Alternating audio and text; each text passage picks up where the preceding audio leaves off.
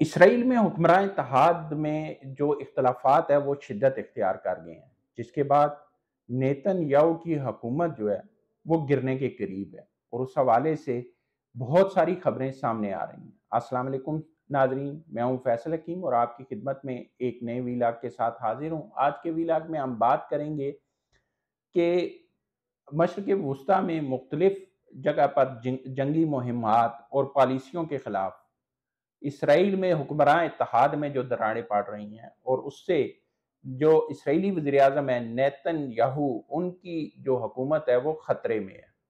وہ کیوں خطرے میں ہے اور کس بنیاد پر جو اتحادی ہیں وہ ان کو آہستہ آہستہ کر کے چھوڑ رہے ہیں، اور اس وقت ان کے لیے ایوان میں اکثریت برقرار رکھنا کیوں برقرار ہو گیا ہے، آج کے ویلاگ میں ہم آپ کو بتائیں گے۔ لیکن اس سے پہلے آپ سے گزارش ہے کہ ہمارے چینل کو سبسکرائب کر لیں تاکہ تازہ ترین خبروں سے آپ اپڈیٹ رہ سکیں، اور اس کے ساتھ ساتھ اپنی قیمتی آراء سے بھی ہمیں ضرور آگاہ کریں کمنٹ سیکشن میں۔ تو شروع کرتے ہیں آج کا ویلاگ۔ ناظرین، نیتن یاہو نے نہ صرف مشرق وسطیٰ میں بلکہ آپ یہ دیکھیں کہ پوری دنیا میں ایک خوف جو ہے وہ برپا کرنے کی کوشش کی۔ پہلے غزہ کی جنگ، پھر اس کے بعد لبنان پر حملے، پھر اس کے بعد ایران پر حملے اور ایران اسرائیل 12 روزہ جنگ۔ لیکن اس ساری صورتحال میں اسرائیل کے اندر بھی بہت کچھ چل رہا تھا۔ اسرائیل کے اندر جو حکمراں اتحاد تھا اس میں بھی اختلافات آہستہ آہستہ بڑھ رہے تھے، اور اب وہ اختلافات جو ہے وہ سامنے آنا شروع ہو گئے ہیں۔ اسرائیل میں ایک عرصے سے جو نوجوان ہیں ان کے لیے فوجی تربیت اور خدمات یہ لازمی قرار دی گئی ہے، اور اس حوالے سے جو نیتن یاہو کی جماعت کے ساتھ دوسری جماعتیں شامل تھیں، جن میں آرتھوڈاکس جماعتیں، جنہیں آپ یہ کہہ سکتے ہیں کہ اسرائیل میں جو مذہبی سیاسی جماعتیں ہیں، وہ مسلسل یہ مطالبہ کر رہی تھیں کہ ایک ایسا قانون بنایا جائے جس میں مذہبی تعلیمی اداروں میں جو اسرائیلی شہری تعلیم حاصل کر رہے ہیں ان کو اس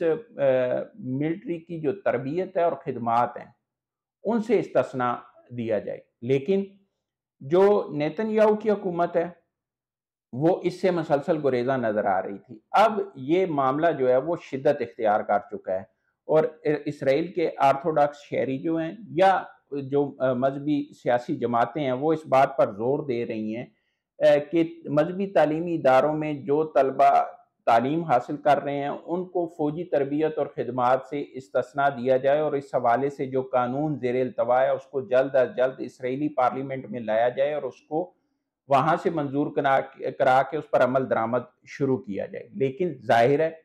پہلے غزہ جنگ، پھر اس کے بعد لبنان پر حملے، لبنان کے ساتھ صورتحال، پھر اس کے بعد ایران کے ساتھ جو 12 روزہ جنگ تھی اسرائیل کی، اب شام کے ساتھ جو ہے وہ تنازع شدت اختیار کر رہا ہے۔ تو ایسی صورتحال میں نیتن یاہو کے لیے یہ شاید قانون پاس کرنا ممکن نہیں تھا، اور اب اس قانون کو پارلیمنٹ میں، اس بل کو پارلیمنٹ میں لانے سے بھی نیتن یاہو کی حکومت گریزاں تھی، اور جب سے یہ جنگوں کا سلسلہ نیتن یاہو کی حکومت نے شروع کیا ہے اس کے بعد اس قانون پر جس میں اسرائیلی شہری جو نوجوان ہیں اس کے لیے فوجی تربیت اور خدمات لازمی قرار دی گئی تھیں، اس پر بھی سختی سے عمل درآمد کیا جا رہا ہے، جس پر جو آرتھوڈاکس جماعتیں ہیں وہاں کی، بالخصوص جو مذہبی سیاسی جماعتیں ہیں ان میں جو ہے وہ حکومت مخالف جذبات جو ہیں وہ ابھر رہے ہیں، اور وہ حکومت کو شدید تنقید کا نشانہ بنا رہی ہے۔ گو کہ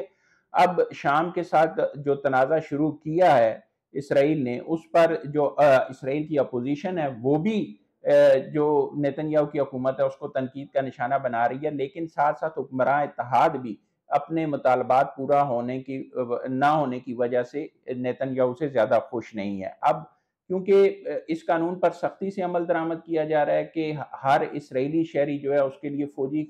خدمات اور تربیت لازمی ہوگی، تو اس کے بعد آہستہ آہستہ جو نیتن یاہو ہے وہ ایوان میں اپنی اکثریت کھو رہے ہیں۔ وہ کیسے کھو رہے ہیں کہ ان کی دو بڑی اتحادی جماعتیں تھیں اور دونوں اسرائیل کی مذہبی سیاسی جماعتیں تھیں، اور ان دونوں کے ارکان کی تعداد ہے 18۔ پہلے اس میں سے ایک جماعت جو تھی وہ تھی یو ٹی جے۔ اس یو ٹی جے کے ایوان میں 7 ارکان تھے، جس میں سے کچھ وزراء بھی تھے، اور باقی جو ہے وہ ساری کی ساری جماعت جو ہے وہ حمایتی تھی، 7 ارکان کی حمایت حاصل تھی جو نیتن یاہو کی حکومت تھی۔ اب پہلے اس نے چھوڑا، اور اس کے جو وزراء تھے وہ بھی مستعفی ہوئے اور انہوں نے حکومت کا ساتھ دینے سے بھی انکار کر دیا، بطور اتحادی بھی وہ نہیں رہی، جس کے بعد صورتحال یہ ہو گئی تھی کہ 120 کے ایوان میں 61 ارکان کی حمایت جو ہے وہ حاصل رہ گئی تھی نیتن یاہو کی حکومت کو۔ اب دوسری جو آرتھوڈاکس جماعت ہے جس کا نام ساش پارٹی ہے، ساش پارٹی نے بھی جو قانون ہے اس کو پاس نہ کرانے پر، یا جو بل تھا اس کو پاس نہ کرانے پر جو ہے، اور پالیسیوں سے اختلاف پر یہ فیصلہ کیا ہے کہ وہ نیتن یاہو کی حکومت کا ساتھ چھوڑ دیں گے۔ اور ساش پارٹی کے اس وقت جو اسرائیلی پارلیمنٹ ہے اس میں 11 اراکین ہیں۔ اگر یہ 11 اراکین بھی ساتھ چھوڑ دیں تو اس کے بعد نیتن یاہو کے پاس 120 کے ایوان میں صرف 50 ارکان کی حمایت رہ جاتی ہے، جو ظاہر اکثریت میں نہیں ہے۔ اور اگر یہی صورتحال رہتی ہے اور ساش پارٹی اور یو ٹی جے اپنے فیصلوں پر قائم رہتی ہیں، تو اس کا مطلب یہ ہوگا کہ نیتن یاہو جو ہے وہ مزید حکمران نہیں رہ سکیں گے، اسرائیلی وزیر اعظم نہیں رہ سکیں گے، تو ان کی حکومت جو ہے وہ گر جائے گی۔ اب صورتحال اس حوالے سے کافی کشیدہ ہے، گو کہ نیتن یاہو کی حکومت یہ کوشش کر رہی ہے کہ وہ اپنے اتحادیوں کو سمجھائے، اور اس حوالے سے کوششیں جاری بھی ہیں۔ اس حوالے سے امریکہ سے بھی کوشش کی جا رہی ہے کہ وہ مدد لی جائے، اور یہ جو آرتھوڈاکس جماعتیں ہیں ان کو اس بات پہ راضی کیا جائے کہ فی الوقت کسی ایسے مطالبے پر زور نہ دیا جائے جو موجودہ حالات میں ممکن نہیں ہے۔ لیکن ابھی تک جو حکمراں اتحادی تھے وہ اس اپنے مطالبات پر قائم ہے، اور نیتن یاہو کی حکومت ڈاواڈول نظر آتی ہے۔ کیا اس ساری صورتحال میں آپ سمجھتے ہیں کہ نیتن یاہو جو ہے وہ اپنی حکومت بچا پائیں گے؟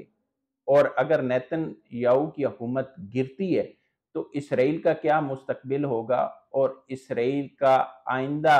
کا لائحہ عمل کیا ہوگا؟ اس حوالے سے آپ اپنی رائے سے ہمیں کمنٹ سیکشن میں ضرور آگاہ کیجیے گا۔ اب تک کے لیے اتنا ہی، بہت جلد آپ کے پاس ایک نئے ویلاگ کے ساتھ حاضر ہوں گے، تب تک کے لیے اللہ حافظ۔